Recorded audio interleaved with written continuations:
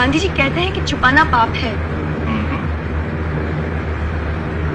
तो आपका ये प्यारा ब्लाउज बड़ा पापी की।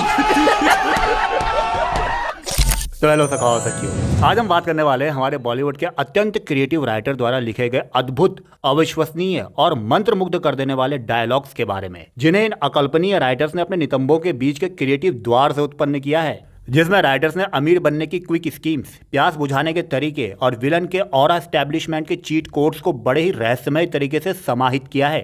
तो चलो यार, जल्दी से हेडफोन लगा लो और प्रोग्राम की शुरुआत करते हैं back to back illogical offers के साथ। अरे मेरी गुलामी में आजा, तुम्हें घी और पंजाबी परांठे खिलाकर पंजाबी सांड बना दूंगा और मैं तुझे टके टके पर बिकने वाली सांड बना दूंगा। खतरनाक लोग हैं। यह है उच्च स्तरीय डायलॉग राइटर की विशेष प्रतिभा का छोटा सा प्रारूप, जहां राइटर ने धर्म जी का ऑरा एस्टैब्लिशमेंट करने के चक्कर में विलन की गरिमा को संभोग दिया। टके टके पर बिकने वाली सांड बना दूंगा। धर्म सर, वो बात तो ठीक है, लेकिन इस दानव रूपी सांड की कौन लेगा कौन? देखो यार, फाइट का क्या है, फाइट तो धर्म जी वैसे भी जीते जिताए हैं। यहाँ पर तो फुल मौका है डायलॉग राइटर्स के लिए। वो ऐसे सीन में अपने नितंबों के बीच के द्वार को खोल करके फुल क्रिएटिविटी बरसाने लग जाते हैं। भगवान ने एक हथेली पर 5 उंगलियां दी है, लेकिन आपने सिर्फ 2 उंगलियों का इस्तेमाल किया। वो बाकी की 3 उंगलियां है ना, वो काट के फेंक दो, क्योंकि 2 उंगलियों का इस्तेमाल तो हम लड़कियां भी करना जानते हैं। अबे तू करती होगी 2 उंगलियों का इस्तेमाल, दम है तो मुट्ठी का इस्तेमाल करके दिखा। बहन की पकौड़ी उंगलियां चला चला करके मर जाएगी, लेकिन ये नहीं कि किसी गरीब की मदद कर दे। कम से कम उसकी मुट्ठी को तो आराम मिल जाएगा। कुछ पुण्य कमा ले यार, क्या दुनिया के सामने ढिंडोरा पीटती फिर रही है। 2 उंगलियां 2 उंगलियां। नहीं, एक बार सोच करके देखो, इस डायलॉग को लिखने के लिए हमारे राइटर साहब ने कहां तक रिसर्च की होगी, या फिर कहूं सोचो कितना अंदर तक रिसर्च की होगी, जो इतनी विशिष्ट जानकारी खोज करके बाहर निकाल दी। इसी को कहते हैं बॉलीवुड की क्रिएटिव थिंकिंग। और भाई, ये बी टाउन के डायलॉग राइटर्स सिचुएशंस के हिसाब से बहुत खतरनाक तरीके से अडेप्ट करते हैं। अगर विलन को जवाब देना हो तो 2 उंगलियों का इस्तेमाल, अगर घर की बहू बनकर के जवाब देना हो तो जबान का इस्तेमाल। मेरा कद भले ही 5 फुट का है, लेकिन मेरी जुबान 10 फुट की है और हाथ 20 फुट का।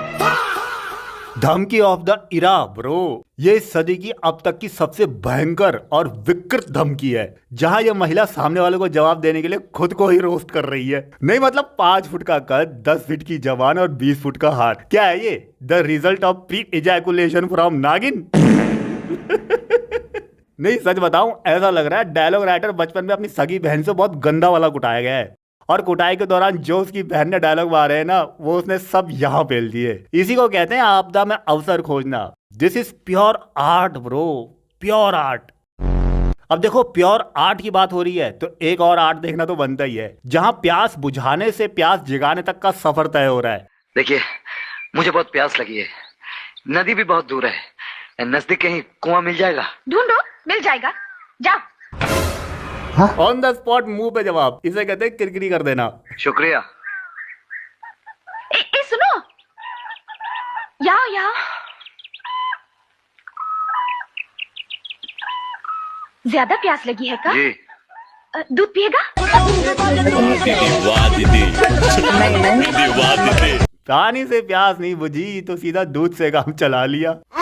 मतलब दिखाना क्या चाहते हो भाई? इतनी बड़ी जीवित नदी बगल में खड़ी है, फिर भी प्यास बुझाने के बहाने ताव के अंदर की दबी हुई प्यास जगा रहे हो। बड़े बुजुर्ग कहते थे कि पानी पिलाना पुण्य का काम होता है, लेकिन इस तरह से सरेआम दूध पिलाना साक्षात स्वर्ग द्वार खोलने के बराबर होता है।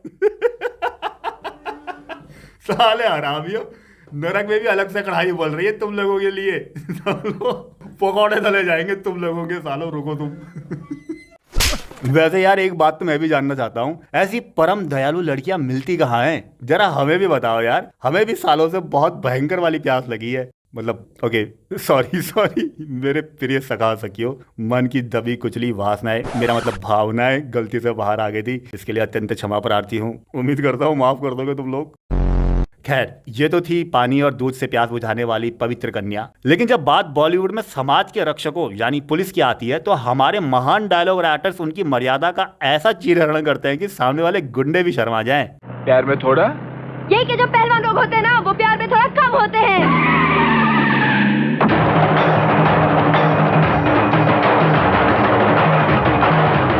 क्या कर रहा है? अरे भाई पुलिस वाला है तू, साले ठरकी लौंडियाबाज। भाई विडंबना देखो, बंदी ने पहाड़ों की हसीन वादियों में इतना खतरनाक हिंट दिया, पर लौंडे का इंजन वादियों से उतरने के बाद स्टार्ट हुआ, और फिर ऐसा स्टार्ट हुआ कि भाई से कंट्रोल ही नहीं हो पाया। बोला ये ले, यही बीच सड़क पर बोनट पर पटक करके ले लूंगा। भाई सुना था पुलिस हमेशा लेट आती है, लेकिन माहौल बनाने में भी इतना लेट होगी, ये आज पता चला। यार सच बताऊं, बॉलीवुड में पुलिस वालों की ना कोई इज्जत नहीं बची है। 2-4 मूवी को छोड़ दे तो इनकी ऐसी बैंड मारी गई है ना, साला या तो पुलिस वाला कतई बेईमान या घूसखोर होगा, या फिर ऐसा हीरो होगा जो सड़क से लेकर के पहाड़ों तक सिर्फ सरेआम लौंडियाबाजी करेगा। हर 5-7 मिनट में लौंडिया के साथ पावर योगा करने के लिए पहुंच जाएगा। और अगर गलती से पुलिस वाला ईमानदार हुआ तो वो फिल्म के शुरुआती आधे घंटे के अंदर अपनी खूनी गांड लेकर के दुनिया को अलविदा बोल जाएगा। भाई बॉलीवुड में पुलिस वालों से ज्यादा तो मुन्नी भाई के कोठे पर नाचने वालों की इज्जत है। और इन सब के बाद भी इन बहन के सुतली बमों की क्रिएटिविटी तो देखो।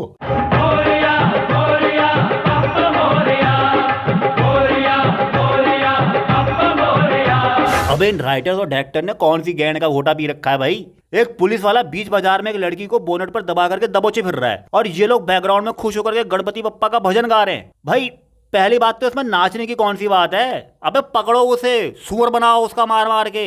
लेकिन नहीं, भजन क्यों भाई? यार क्या बोलूं मैं इस पर? ये कुछ लोग ना जो रात दिन इंटरनेट पर प्रोपागेंडा चिल्लाते रहते हैं ना, ये है असली प्रोपागेंडा। ऐसे प्रोपागेंडा अक्सर बॉलीवुड की मूवीज में दिख जाते हैं, पर कोई नोटिस ही नहीं करता। हाँ, जब तक कि प्रोपागेंडा द कश्मीर फाइल जैसा ना हो। अब हम देखते हैं गरीब से अमीर बनने का एक ऐसा रहस्यमय चीट कोड जिसे देख करके धीरू भाई अंबानी भी स्वर्ग से अपना माथा पीट ले।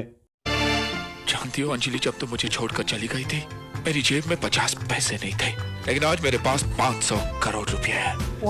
जानती हो 50 से 500 करोड़ का सफर मैंने कैसे तय किया होगा? कैसे कैसे कैसे? क्या सीक्रेट है? जल्दी बताओ, हमें भी जानना है। तुम सोच भी नहीं सकती।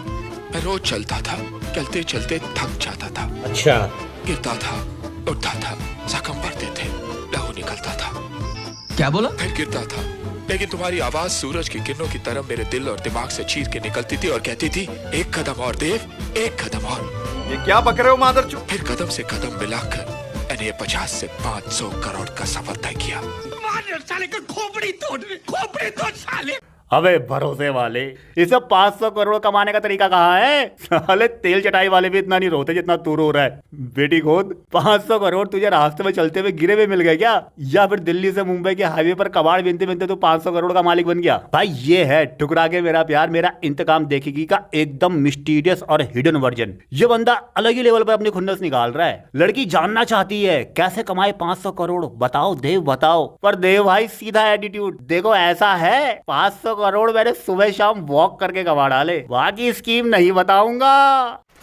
ओके देखो यार, मजाक से हटके, अन्ना देखो यार, it's my personal request, please मुझे बता दो यार। नहीं यार, यहाँ मिशन अपग्रेड के चलते QR कोड लगाकर चंदा मांगना पड़ रहा है, और जिस हिसाब से लोग हेल्प कर रहे हैं ना, लगता है लैपटॉप लेते लेते मेरे कच्चे का हॉल मेरे गले तक पहुंच जाएगा। तो प्लीज अन्ना बता दो, मुझे बता दो एटलीस्ट। मैं रोज चलता था। अरे बस करो यार अन्ना, तुमसे ना हो पाएगा, ये काम भी पब्लिक को ही करना पड़ेगा।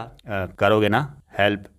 कोई तरीका है भीख मांगने का? अबे यार भाई, भीख नहीं बोलते इसे यार, इसे सहयोग बोलते हैं। प्लीज अपनी यथार्थ शक्ति के अनुसार सहयोग करें। देखो यार, बाकी सारी बातें एक तरफ, लेकिन विलन के डायलॉग एक तरफ। ये भसोड़े के मसूड़े अलग लेवल पर बकचोदी करते हैं। देख मैं तेरे लिए क्या लाया हूँ। इरफान जी, जरा बम दस्ते को खबर तो करना। हो सकता है कि टाइसन हमें तोहफा देने के बजाय मौत दे रहा। टीम माइंड, तेरे जैसे मोटी चमड़ी वाले को मारने के लिए बॉम्ब की नहीं, सेक्स बॉम्ब की जरूरत है। ये होता है साक्षात विलन का ऑरा, मतलब सामने वाले को जान से मारने से पहले उसे किसी की मारने का पावन अवसर प्रदान करना। वेरी इनोवेटिव भाई, वेरी इनोवेटिव। और इन सबका कॉन्फिडेंस देख रहे हो, विलन ऐसे यू नॉटी बॉय बोल रहा है जैसे साक्षात किसी विश कन्या को बुला करके लाया हो। बेटे मरते मरते मरेगा, लेकिन बड़े मजे से मरेगा। साला उस टाइम पर राइटर अपनी सारी क्रिएटिविटी खोद देते थे विलन्स के डायलॉग लिखने में। जाओ, कोई खाना नहीं खाएगा। क्यों रे छोरे, इधर खाने से पहले मुझे दिखाएगी क्या? अरे हो भी सकता है भाई, क्या पता है लड़की भी उस जमाने की कोई सोशल इन्फ्लुएंसर हो, जिसे खाना खाने से पहले कैंटीन की टेबल पर चढ़ करके किसी वायरल ट्रेंड को फॉलो करते हुए सोशल मैसेज देना हो। नहीं यार, असल में ना उस जमाने में मीडिया या इंटरटेनमेंट के नाम पर इंस्टाग्राम या टिकटॉक नहीं था। तो जनता को मुफ्त का क्रिंज परोसने की भारी जिम्मेदारी भी इन बेचारी सोशल इन्फ्लुएंसर को उठानी पड़ती थी। वैसे इस सीन में विलन का खौफ कतई साफ दिखाई दे रहा है। जैसे हीरोइन ने एंट्री मारी, विलन भी लाइक इधर मुजरा नहीं करने का, इधर खाने का जगह है। उसे पता है ना ये बॉलीवुड की हीरोइन है, बात बात पे इसका मुजरा लीक हो जाना सामान्य बात है। मेरे मन को भाया, मैं कुत्ता काट के खाया। मिलिए हमारे बॉलीवुड के सबसे खूंखार और कुख्यात विलन जगीरा से, जिसने एक सदी का सबसे लेजेंडरी डायलॉग मारा है। मेरे मन को भाया, मैं कुत्ता काट के खाया। भाई ये विलन डाकू नहीं है, सीधा चाइना से इंपोर्ट हुआ माल है, जो दहशत दिखाने के चक्कर में कुछ भी खाया जा रहा है। नहीं, इसकी हालत देख करके लग रहा है भाई साहब ने हॉट डॉग को कुछ ज्यादा ही गलत तरीके से समझ लिया है। ओह yeah. यार विलन की खूंखारी दिखाने के लिए राइटर को पूरे ब्रह्मांड में सिर्फ यही एक तरीका मिला। भाई इस तरीके से इंसानों में दहशत फैले ना फैले, कुत्तों में जरूर फैल जाएगी। पूरे इलाके के कुत्ते सदमे में आ जाएंगे, साला जगीरा यहाँ ना आ जाए कहीं। और भाई की डाइट ना यहीं पे खत्म नहीं होती है, आगे सुनो। लोमड़ी का दूध पी के पला है ये जगीरा, हमसे ना भिड़ियो। देखो मैं सोच रहा हूँ इसके ये जो चमचे हैं ना, ये इसकी तारीफ में क्या डींगे मारते होंगे। भाई हमारे बॉस को जब जबरदस्त गुस्सा आता है ना, वो सीधा कुत्ता मार के खा जाता है। और तो और हमारा बॉस सुबह शाम गाय भैंस का नहीं, साक्षात लोमड़ी का दूध पीता है। बॉस को दूर से आते देख करके सारी लोमड़ियां अपने थन छुपाने लग जाती है। धन्य है हमारे राइटर साहब, जिन्होंने विलन की ऑरा दिखाने के चक्कर में पूरी वाइल्ड लाइफ की गेंद मार के रख दी। विशाल, मैं ये मशाल तुम्हारे हाथों में देना चाहता हूं। जी? हाँ विशाल, हाँ, तुम्हें ये मशाल अपने हाथों में लेना होगा, क्योंकि मेरा मन कहता है कि यही हैं वो हाथ। लेकिन जिंदाल साहब, विशाल, विशाल, मुझे गलत मत समझना। ना ना ना ना ना, देखो यार ये तो बहुत ही बोरिंग हो गया यार, इसको थोड़ा सा स्पाइसी बनाते हैं। विशाल, मैं ये मशाल तुम्हारे हाथों में देना चाहता हूं। जी?